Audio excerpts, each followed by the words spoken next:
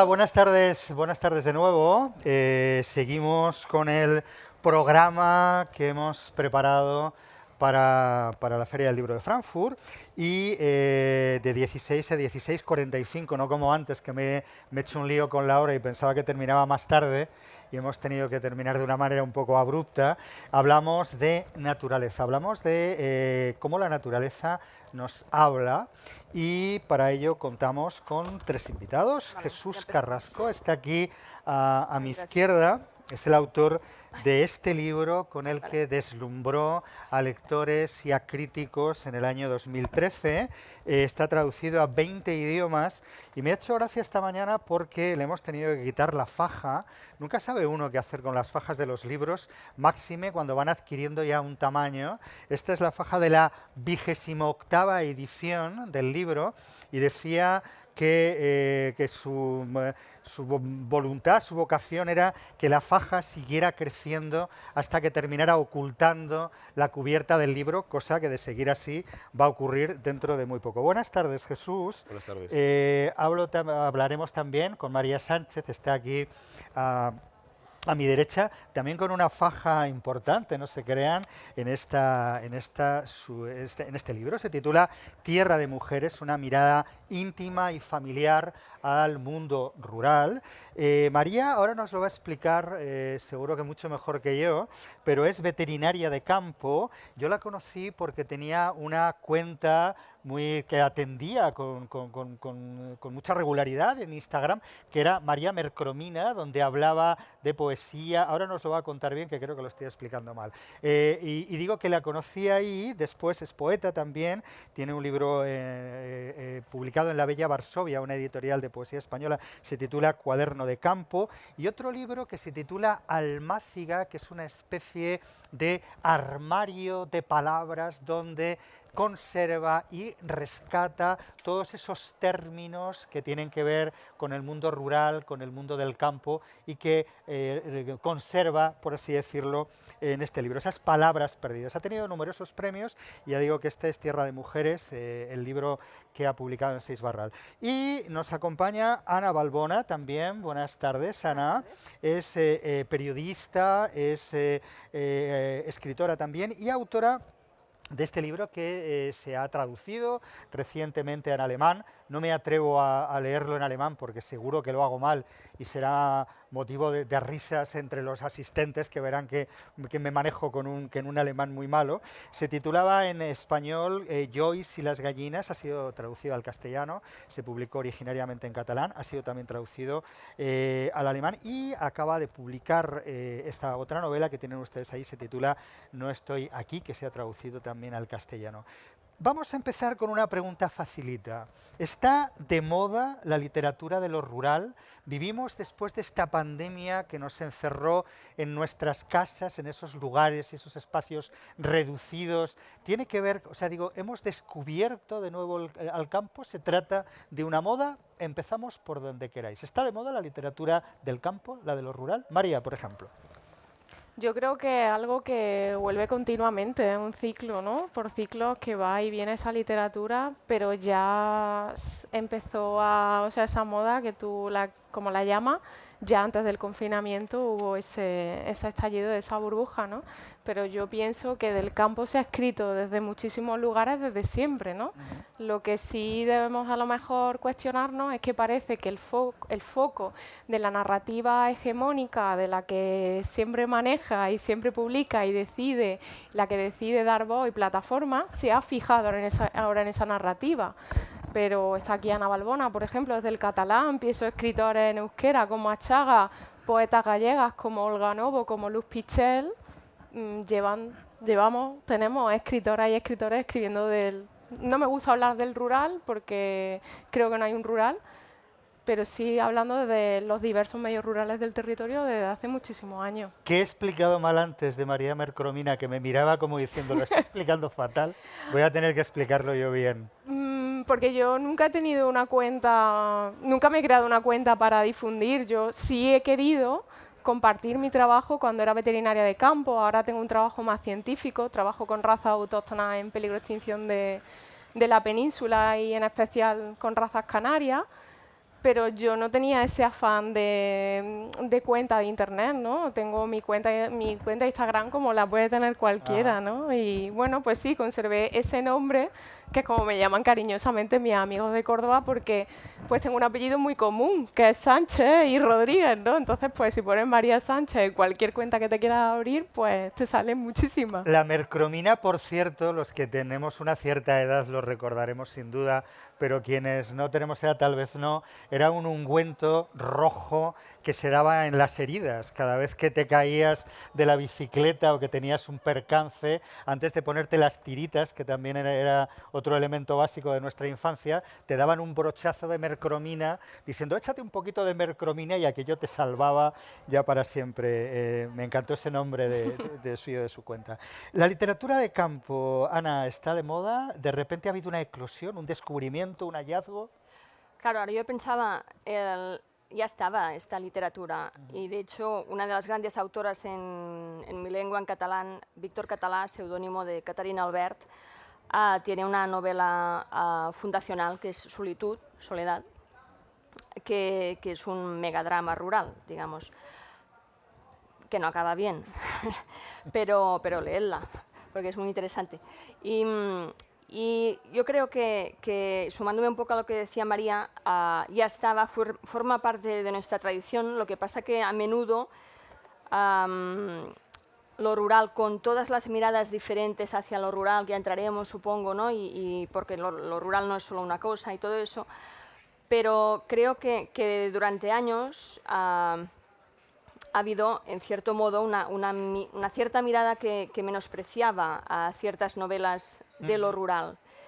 Ahora, como estamos muertos de miedo y nos encerraron, el mundo se ha vuelto a abrir a toda velocidad y tampoco no sabemos muy bien dónde estamos, pero tampoco lo sabíamos antes de la pandemia seguramente, pues sí que hay una mirada renovada, hay unas modas, hay un mercado.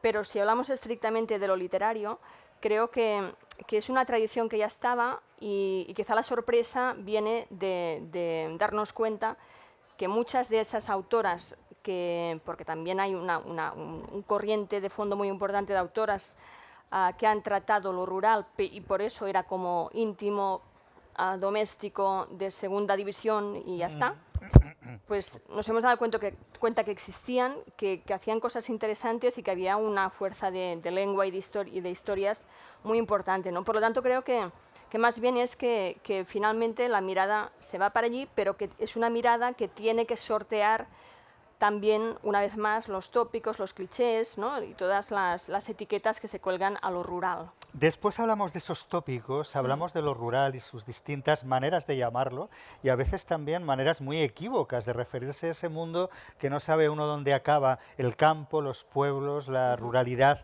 etcétera, etcétera. 2013, Jesús Carrasco, en un momento en el que todo el mundo publicaba novelas de esas de la corriente hegemónica que decía María, ¿no? Que pasaban en los barrios, de noche, en los bares, en los pubs, tocando la guitarra, de repente deslumbra y descoloca con este libro que se llama Intemperie, que no solamente transcurre en un ambiente, iba a decir típicamente, por Dios, no, en un ambiente claramente rural, sino que además la manera de hablar, la manera de referirse a lo que estaba ocurriendo, el lenguaje, era un lenguaje que nos dejó deslumbrados, no estábamos acostumbrados a leer unas referencias al campo tan distintas a lo que estábamos acostumbrados a leer.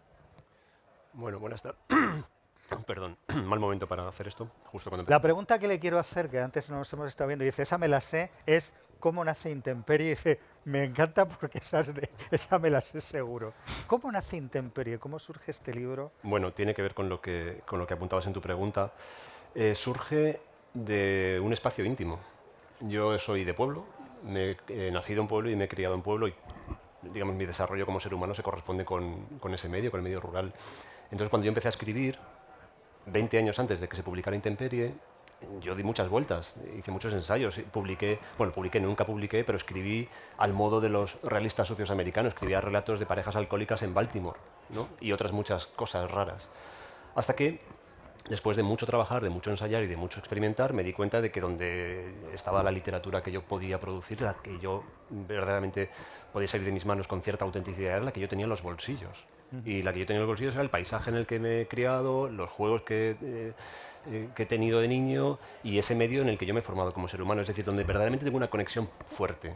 Yo ahora vivo en una ciudad, pero sigo siendo un hombre de pueblo, o me sigo considerando de pueblo, es mi visión, y sigo escribiendo en ese medio, porque es ahí donde están mis emociones más fuertes, más intensas en esa relación.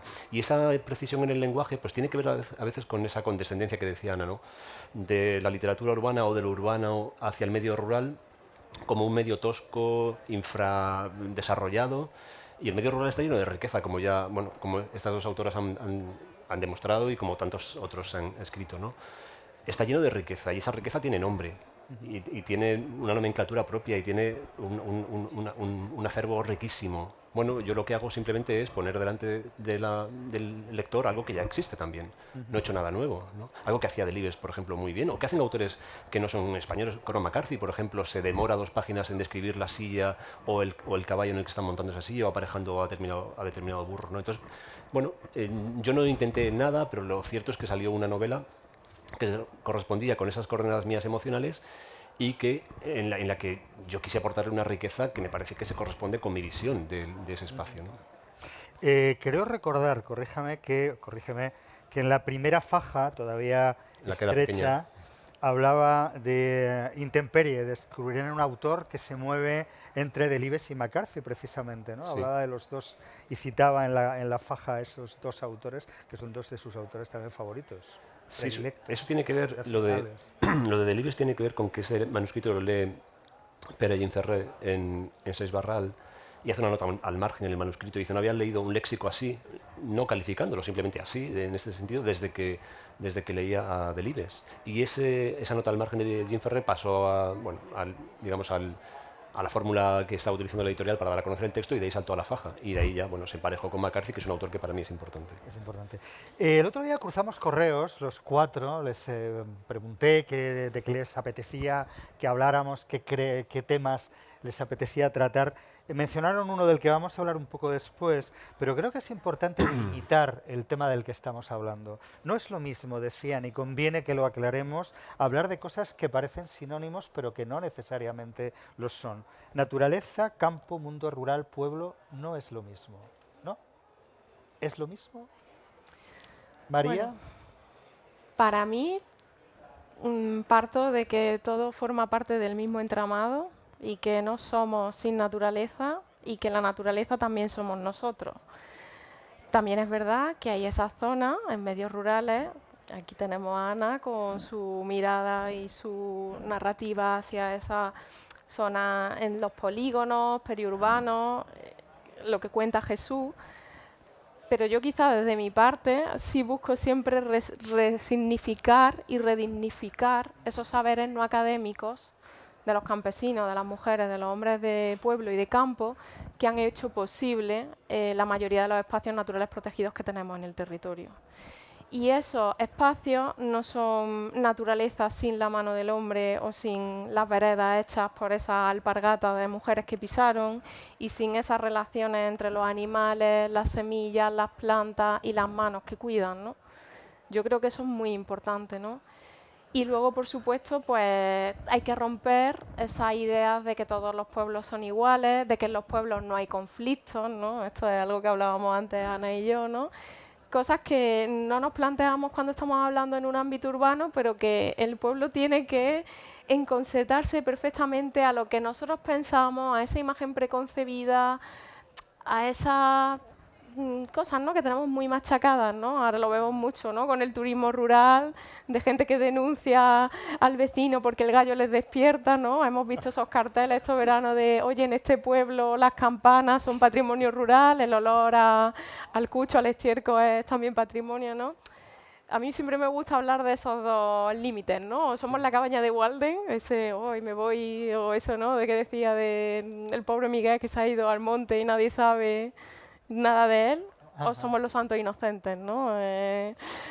esos extremos, no hay término medio. Oye, tres cosas que me han gustado ya mucho de lo que vamos sacando. Esa condescendencia con la que desde el mundo de las ciudades, el mundo urbano, se mira al campo, que se le mira como un lugar verdaderamente idílico. No me extraña que alguien denunciara un gallo, porque claro, o sea, que te despiertes a las 7 de la mañana con unas campanas, o por ejemplo, uno que puso una queja en una TripAdvisor, yo no me acuerdo, porque en una casa rural había unas ovejas y tenían pulgas, y decía, bueno, pues a lo mejor es que las ovejas, cuidado. Quiero decir que nos acercamos de una manera muy condescendiente a este mundo de lo idílico, y me ha encantado también la redignificación y sobre todo la dignificación de esos saberes de la gente, de los pueblos, del mundo rural, ese conocimiento de un mundo completamente ajeno a la gente que vivimos en las ciudades. Ana. Bueno, es que a ver, bueno, voy a echarle un poco de sal, ¿no? Porque si no... Venga. Es que yo creo que no es un mundo completamente ajeno, el mundo rural. Primero porque o sea, la misma mirada de la ciudad También. establece como unas separaciones, como si ya, un pueblo en sí, o sea, ya la dimensión lo convirtiera en con algo que no acaba de estar urbanizado. Y ahora, vamos, la mayoría de pueblos en España están urbanizados. Lo urbano, el cemento y la depredación urbanística ha llegado en todos sitios. Entonces, yo creo que sobre lo rural acabamos lanzando como una especie de mirada, como un mundo aparte, pero que en realidad no existe, creo, ¿no? O sea, como un mundo aparte que no, o sea, vivimos en una mezcla. Lo que comentabas antes de naturaleza, campo, bueno, todos son cosas un poco diferentes, pero si las ponemos en el mismo saco es como eso, es una postal idílica aparte. Y en la postal idílica parece que tiene que existir o la violencia extrema de principios del siglo XX que retrataba Víctor Català, vuelvo a ella, o eso, o un lugar paradisíaco en el que el gallo canta o nos molesta, vamos, pero o en el que descubrimos que los animales tienen pulgas, bueno, que ya estaban también las pulgas, ¿no? O sea, quiero decir que para mí lo que en realidad existe es una mezcla más o menos acentuada de lo que corre en el siglo XXI. Es decir, y vuelvo en este caso poniendo el ejemplo de mi pueblo, de donde vengo, es muy claro. Si digo que vivo, o que vivía, vamos, a media hora de Barcelona, todo el mundo pensará, bueno, pues esto que es un pueblo grande, está urbanizado. Sí, sí, no, de hecho no hay ni un sitio sin urbanizar y estamos rodeados de polígonos industriales. Pero si hablo de espacio periurbano, que es, digamos, es mi líquido amniótico, el espacio periurbano, bueno, eso es como diferente. Si hablo de las afueras, si hablo de un suburbio, de una periferia, ya se va haciendo diferente. Y parece que, y nadie pensaría que a media hora de Barcelona pues puede existir una chica que en los años 80 creció entre cabras, ovejas, y no soy en principio muy salvaje, ¿no? Bueno, depende de la noche, pero no, es broma. Pero quiero decir con eso que esos son espacios en los que yo creo que son más bien espacios de frontera, ese pueblo y esas afueras a media hora de Barcelona, pero también ese pueblo no sé, de Andalucía, de Extremadura, plenamente agrícola, pero que convive con todas las paradojas del mundo global y del capitalismo feroz que también entra en el mundo del campesino hoy. Eso por una parte.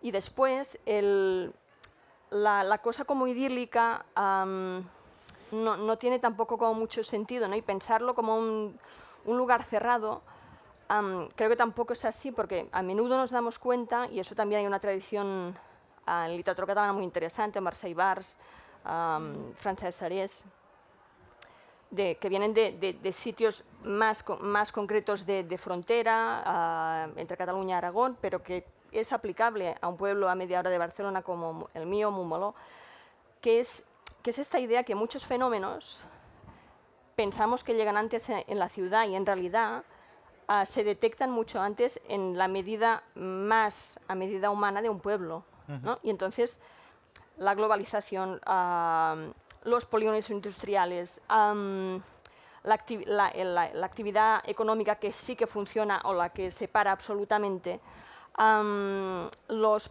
pequeños reductos de resistencia de actividad agrícola que han quedado en barrios arrinconados y que, a pesar de todo, y aunque en nuestro imaginario parece que no existen, pero perviven en esas trincheras, en esos pequeñas periferias, perviven unas formas de vida, costumbres y de lenguaje que ligan totalmente con lo que se hacía 50 o 60 años, ¿no? Y eso no lo pensamos nunca.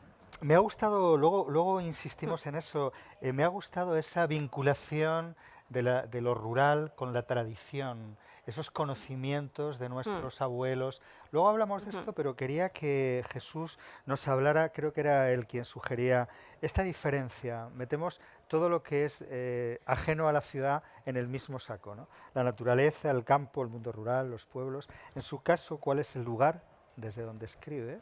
Y ¿percibe alguna diferencia entre naturaleza, pueblo, mundo rural? Bueno, es una distinción casi de una etiqueta de género literario, ¿no? Cuando hablamos de escritura de naturaleza, nature writing, ¿no?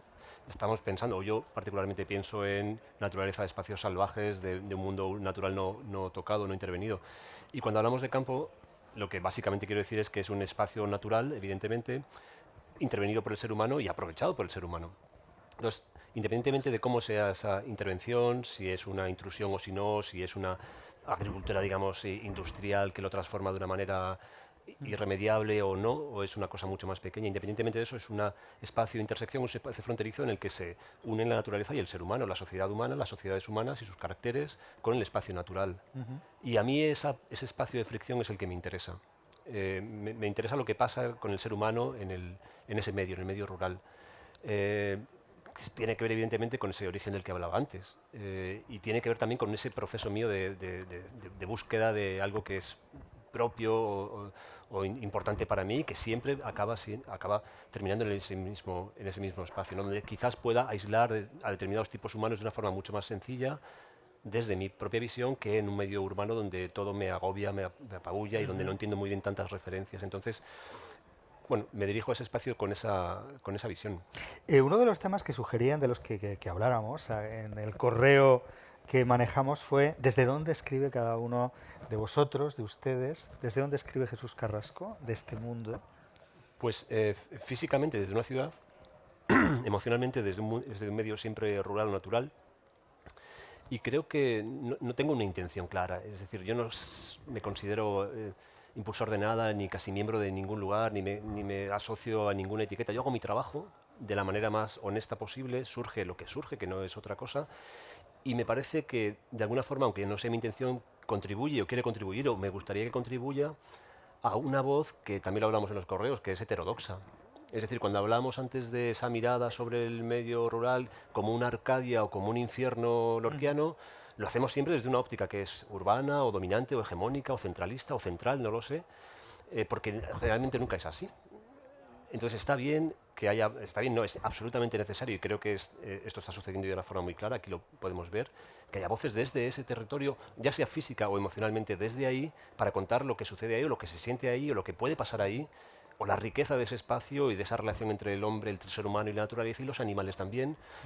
Bueno, y aportar esa riqueza y de cierta modo reequilibrar un panorama que siempre ha estado muy desequilibrado, pues hacia una mirada urbana, muy intelectualizada en muchos casos, muy condescendiente, con mirada digamos con esa forma de mirar tan a veces despectiva, ¿no? Bueno, yo creo que es el momento, lo decía María al principio, el momento de la refocalización. No es que el foco se haya movido al medio rural, es que el foco se ha atomizado y ha empezado a alumbrar lugares que antes no alumbraba, y también al medio rural. Y ha empezado a alumbrar la literatura hecha por mujeres y la literatura que parte de las minorías y las editoriales pequeñas y los intereses a veces muy pequeñitos, pero muy potentes y muy necesarios de diversos lugares, ¿no? Es una forma de narrar la diversidad, que es una forma que me parece que mucho más acorde con lo que verdaderamente sucede en la vida. La vida es muy diversa, contiene muchos elementos, es muy compleja y está bien que se cuente desde la mayor cantidad de puntos de vista posible, ¿no? Entonces, este movimiento, que yo considero que es real, que está pasando, que no es una moda, que más bien es una necesidad, tiene que ver con esa necesidad de la sociedad de percibir la complejidad de lo que nos rodea de una manera mucho más equilibrada, ¿no? Me encanta la frase, había notado casi exactamente lo mismo, narrar la diversidad, la complejidad de un mundo mucho más complejo de lo que creemos, a través del hallazgo de lo que no tiene que ver con la ciudad, que forma parte de esta mirada hegemónica, chico, blanco, de barrio, que durante mucho tiempo ha dominado, digamos, la literatura. ¿Desde dónde escribe María Sánchez? ¿Desde dónde esa mirada suya al mundo rural, pero también al mundo rural que tiene que ver con las mujeres invisibles en muchos aspectos diarios de nuestra vida, son especialmente invisibles, pero especialmente importantes en el campo? Es lo que cuenta, lo que narra en este libro Tierra de Mujeres, donde habla de ese conocimiento que las mujeres de campo atesoran, los cuidados adicionales que requiere un medio como el campo. Pues mira, yo escribo desde donde puedo. Esa es la realidad. Desde Frankfurt, por ejemplo, esta mañana. Pero sí me gusta pensar, y uniéndolo con eso que decías de las mujeres, ¿no? En casa de mi abuela materna, mi familia materna, siempre lo cuento, y paterna son muy diferentes, porque, bueno, mi familia paterna, mi abuelo era el veterinario del pueblo, con lo que suponía ser en los años 60 un veterinario del pueblo, pues que era más importante que el cura, que el alcalde y que el mismo médico, aunque se encontró, esto creo que lo hemos hablado nosotros, ¿no?, con ese cambio de la industrialización, de tener que abandonar el trabajo y empezar a trabajar con las vacas de leche en todas las vaquerías que rodeaban Sevilla.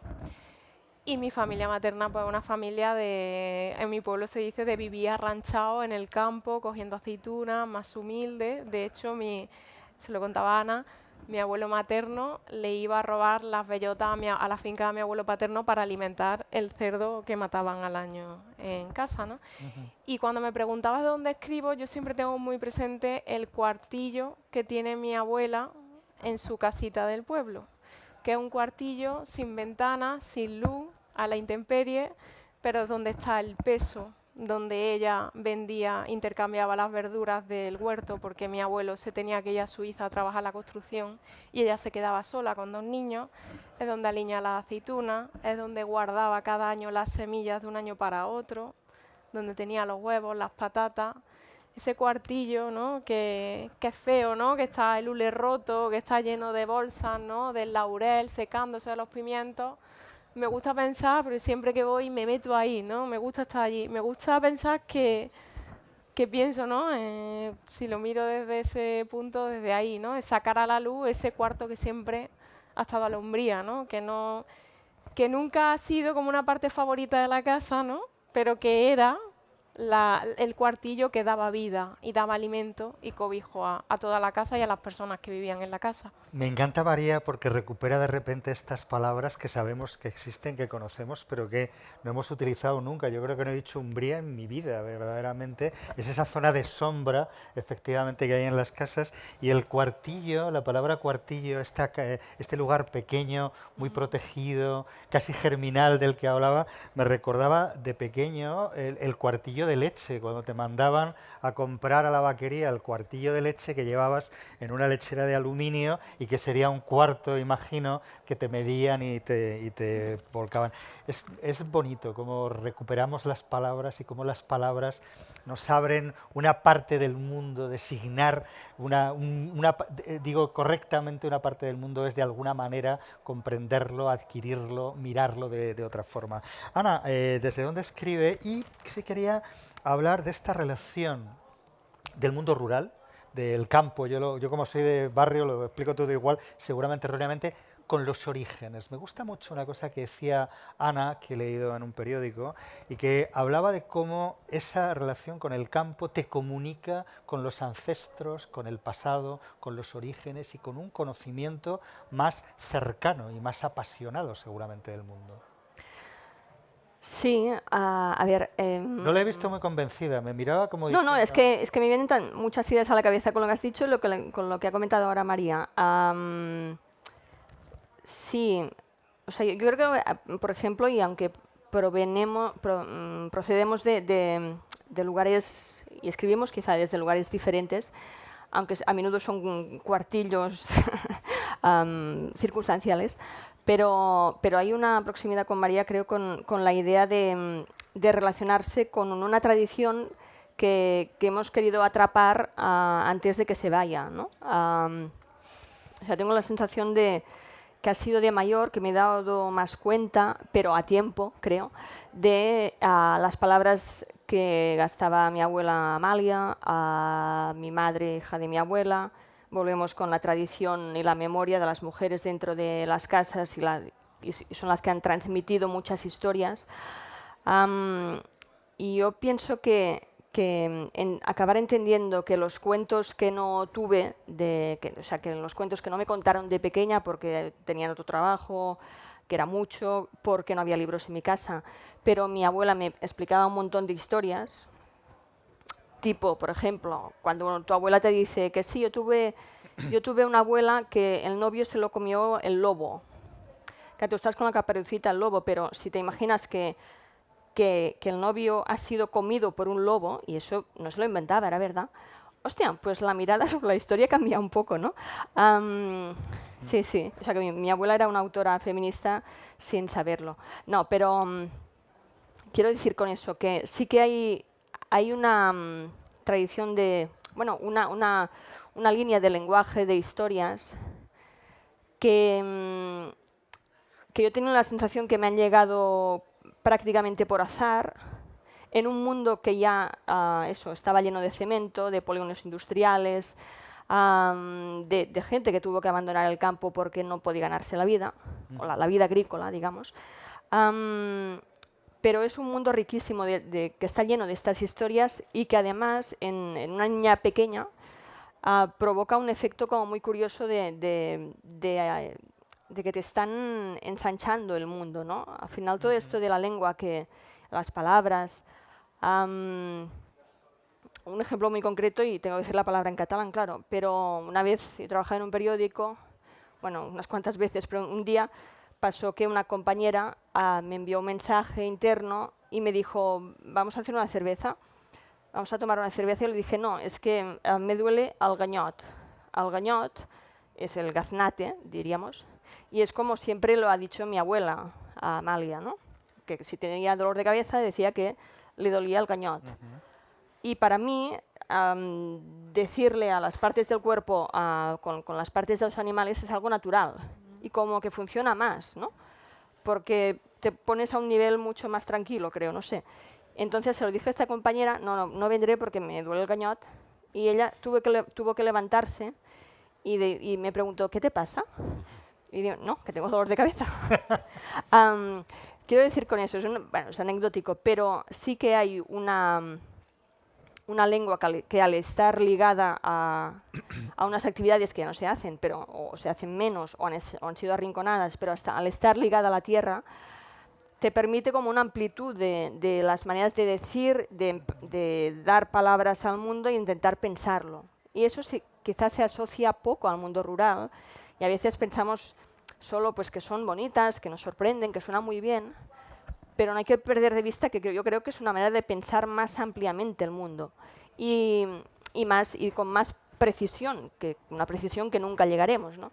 Y entonces como autoras, como escritores, creo que siempre las ganas es como de atrapar algo antes de que no se vaya, ¿no? Y la literatura te ayuda a eso, y no la atrapas nunca, también está claro.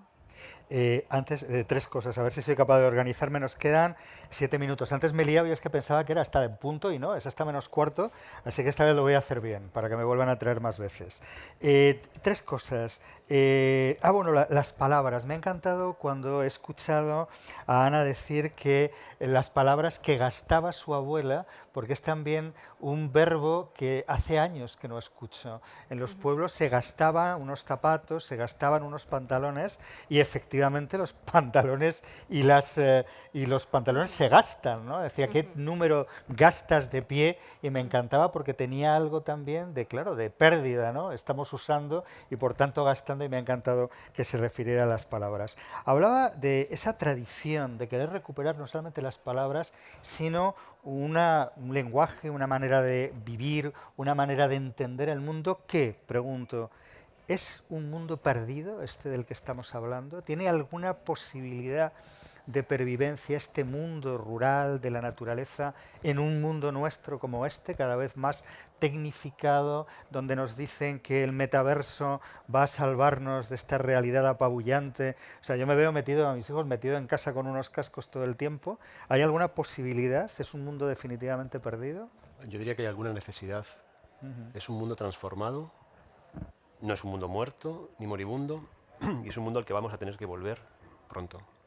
Porque lo estamos viendo, hay una crisis del sistema capitalista que no funciona y tendremos que volver a aprender a cultivar y tendremos que volver a aprender a manejar los animales y tendremos que volver a aprender y a reaprender digamos, a desenvolvernos en un medio natural mucho más próximo. Yo no sé hasta cuándo podemos aguantar con esta hipercontexto virtual y fluido y líquido. Yo creo que tendremos que volver, no sé cómo será, supongo que será una vuelta traumática, tampoco sé si será una vuelta, no lo sé, yo no puedo ser un profeta, no lo sé. Pero sí tengo la sensación de que hay una enorme riqueza y que es esencial esa riqueza. Y que está bien que quede siempre un pilotito encendido en ese lugar para que no se pierda ese saber. Porque es que vamos a tener que volver a ese espacio.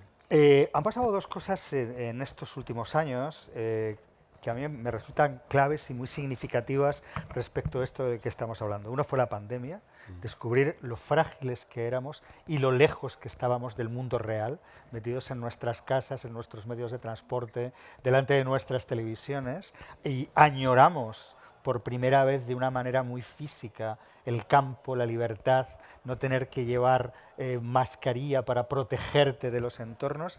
Y el tema de la España vacía. Hoy me juntaba en el ascensor con Sergio del Molino, que fue quien acuñó no solamente esa manera de llamar a esa España que desaparece traumáticamente, sino que descubrió para muchos una España que ya digo que ha dejado de existir. Para entendernos, que me estoy haciendo un lío, 5 minutos y terminamos, ¿cómo nos han ayudado la pandemia, este trauma que hemos vivido personal y social, y la asunción de que hay una España que va a desaparecer si no lo cuidamos, estos dos fenómenos? ¿Pensáis que es importante, que son significativos? Yo es que como trabajo en el medio rural, es que hay asociaciones y colectivos que llevan trabajando en esto desde hace muchos años, luchando contra los pantanos, contra centrales nucleares que se querían poner en pueblos, centrales eléctricas. Quiero decir, mientras que nosotros estamos aquí hablando, una ganadera en la isla de La Palma está haciendo queso con sus cabras palmeras, que es una raza autóctona en peligro de extinción. O sea, ese mundo existe. Vuelvo al foco, ¿qué miramos? Si ese mundo no existiera, pues no comeríamos, no sé en qué mundo viviríamos. Ese mundo existe y lo que necesitamos es cambiar el sistema en el que estamos para que esas formas de vida, esas producciones de comida sostenibles, con condiciones laborables buenas, no precarias, y una cosa de la que no hemos hablado, que estamos en una emergencia climática, más que nunca tenemos que fomentar. Pero no es que desaparezcan, es que están. Pero desde la política, desde la administración, se maltrata a esas pequeñas producciones. Pero están ahí, ¿no? Yo por eso en Tierra de Mujeres uso esa frase que me gusta tanto de Achaga, ¿no? Estuvimos aquí, o sea, a lo mejor ya no lees la marca, no sabes qué dice la piedra, pero hay una marca, ¿no? Y tenemos que romper el relato autocéntrico. Es que no solo estamos nosotros en el campo, es que hay animales, hay simbiosis, hay líquenes, hay arroyos. Es que este relato y esta forma de individualista, ¿no? Y te lo retomo con la pandemia, ha hecho muchísimo daño. Somos seres totalmente interdependientes.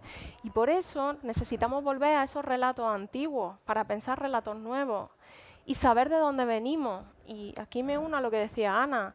No son palabras, no es la lengua, no es el acento, es qué historias, qué vínculos, qué manera de trabajar la tierra hay detrás de esas historias, para lo bueno y para lo malo.